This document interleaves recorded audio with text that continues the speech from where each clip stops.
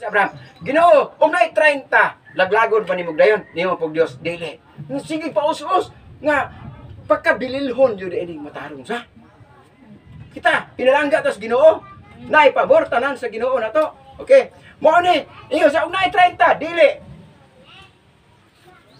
Makita na to na sa Genesis kapitulo 18.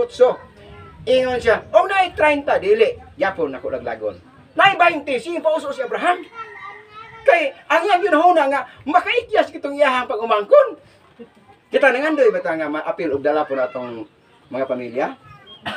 Sa nangandoy ta nga ang atong pamilya og mabot ng kalaglagan dili pod tayo gusto untang malaglag.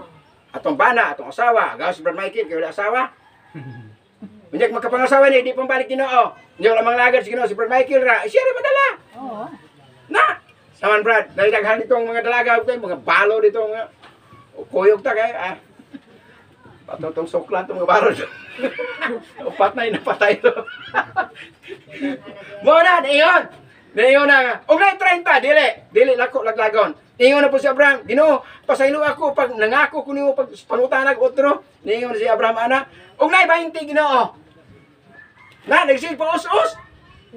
Si Abraham, nagsulti, unay 20 Ginoo, naglagon ba nimo Ginoo? Siya dili, niyo pa yung Ginoo, unay pulo, dili. Na, kay wala man kabutong pulo, upat raman matarong, dilaglag ang Sodoma o Gomora. Pero wala apil si Lot o ang iyang asawa o ang iyang anak. Pero na-instruksyon, ingon si ang manulunda, paadto din sa panulunda sa anak daon, ingon, Lot, gawas mo kay mo ulan na nirog kalayo. Pagili gabuntang ini paulan na nig kalayo sa Ginoo. Niyo po. Dagan sila dagan mo wala lingi-lingi. Diinan ang instruction ba? Follow the instruction. Mo to niyo. Dagan kay ang Dios mo paulan na. Dagan si Abraham pero giinan walay mo lingi. Kay naay mo lingi, mahibalo, mahimong asin. Nga to istutuwa. Mahimong istutuwa ang asin. Mo to ang asawa ni Lot kay nawinis kaptangan, ning lingi man, nahabilin. Tuloray na luwas sa panahon ni nilang Lot. O ni, karon kita, daghan kayo, nga nagsulti nagpulo sa Ginoo. Naras tao, kung magpabilin ang ilang konsepto nga, dili ko anak kay lain na puntang reliyon. Walay relihiyon nga gipasalig sa Ginoo nga mga luwas ta. Kung dili, mutuo lang ka sa Ginoo, og maluwas ka, og mubuhat ka sa ipabuhat sa Ginoo. Maunay importante, hinahanglan siya magpakatao tapos usab. Natao na mo usab. Tao na mo, kamo natao na nabotis mo na mo sa. Nabotis mo na. Mauna nga ang atong buhaton maglahutay ta kay ngano man.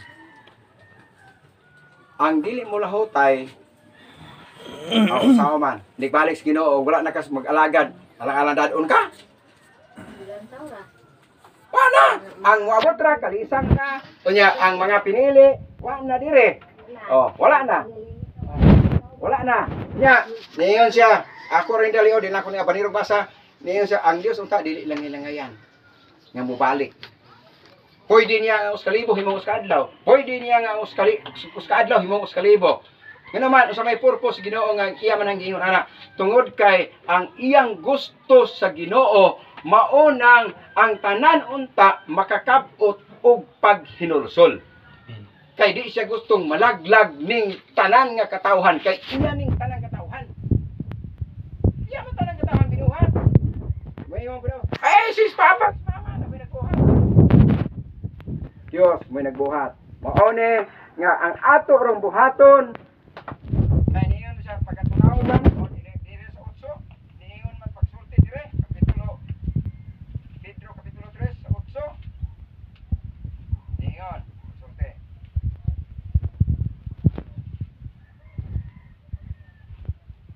Lord niingon sa dire sa 8 sa apan mga hinigugma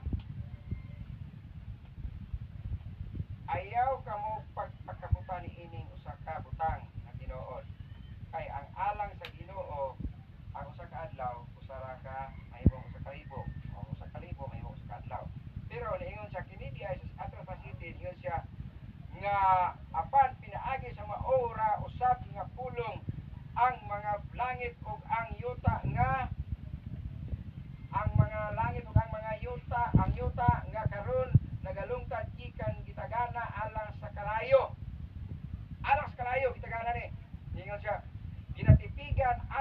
sa adlaw sa pagpanudya o sa kalaglagan sa mga taong dili Dios nun. Nga sa ato pa way labot mo Dios nun. Dili malaglag. Muna nga karong panahon na dapat panahon.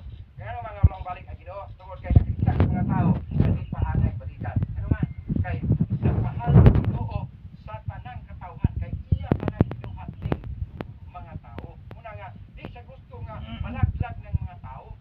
Ang gusto sa Ginoo nga makabaton og kinabuhi. Usa man pagkabaton og kinabuhi, dawat lang gani ni Jesus nga mo'y personal bukong luwas yung kinabuhi. Mao ni katapusan nga remedyo niya siya. Niingon sa diri sa ring. Ay. Mao 11 dito tas 11 kay hapon na. Niya siya. Sanglit kining tanan mga butang. Mga butang nga pagatunawon man sa ingon pagkakinahanglanon kayo di ay nga magkinabuhi kamo nga pagkabalaan o pagka-Dios nun. Kinahanglan ni kay pagalaglagon mo di ay nga sa ato pa dili ta maapil sa laglag ang mga tao dili maapil sa pagkatunaw ini katapusan nga adlaw sa Dios tungod kay tunaw tana dili lunupan o dili tunawon sa kalayo. Ngano man nga nagsipati grabe pag-initan naron. Sugod na ni. Muna ni sinugdanan nga nagkainit sa unang panahon nga nakinomdom mo itong sa tungkulan sa tuiga nga pito ka tuig ulaw. Mayro to dili kayo init. 73 kwento sa Sisno? Oo, 73 kwento ito.